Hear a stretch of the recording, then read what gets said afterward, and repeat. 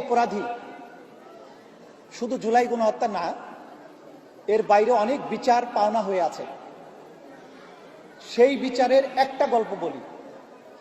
একজন আসামি আছে যার ব্যাপারে আমরা তদন্ত পেয়েছি যে নিজের হাতে মাথায় গুলি করে 1030 জন মানুষকে সে হত্যা করেছে, যাদেরকে আয়না ঘরে বন্দি করে রাখা হয়েছিল। তার একটা নেশা ছিল, বন্দীদেরকে যখন চোখ হাত পা বেঁধে বুড়িগঙ্গা নদীতে নিয়ে যায় নৌকার মধ্যে, গুলি করতো, যখন গুলি করে লাশটা নদীতে ফেলতো, সেই সময় গুলিটা সে হাত দিয়ে মাথার কাছে নিয়ে করত। আমি জিজ্ঞাসা করলাম সেটা কেন?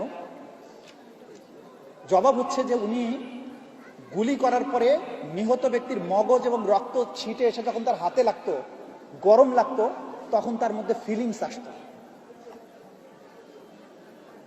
এই অপরাধীরা কয়েক হাজার মানুষ যারা গুম হয়ে গেছেন, যারা কোনোদিন আর ফিরে আসবেন না, যাদের পরিবার 15 বছর যাবৎ রাজপথে আন্দোলন করেছেন, র্যাব অফিসে ধর্ণা দিয়েছেন, পুলিশের কাছে ধর্ণা দিয়েছেন, নানান গোয়েন্দা সংস্থার কাছে ধর্ণা দিয়েছেন, প্রধানমন্ত্রীর কাছে ধর্ণা দিয়েছেন, যাদের সন্তানদের আজও ফিরে আসেনি। ইলিয়াস আলী আজও ফিরে আসেনি, মুকাদ্দাস ওয়ালিউল্লাহরা ফিরে আসেনি।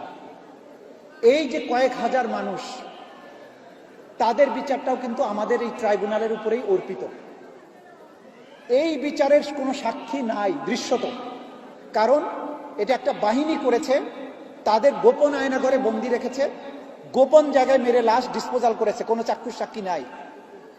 এরকম অপরাধের বিচারও কিন্তু আমরা করছি।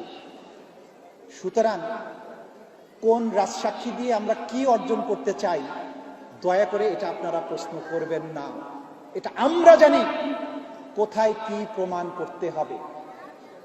আমি শুধু বলবো, আমাদের প্রতি আস্থা রাখবেন।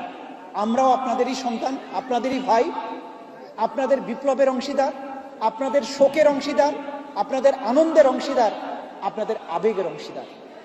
আমাদের কাজটি করতে দিন। যেদিন বিচার শেষ হবে সেদিন আশা করি কোনো শহীদ পরিবারের কোনো ক্ষোভ, আক্ষেপ অন্তত আন্তর্জাতিক অপরাধ ট্রাইব্যুনালের উপরে থাকবে না। আমরা সেই দিনের স্বপ্ন দেখছি যেদিন বাংলাদেশে এইরকম সিরিয়াল কিলার, সাইকোপ্যাথরা আর কখনো ক্ষমতার ধারে কাছে আসতে পারবে না।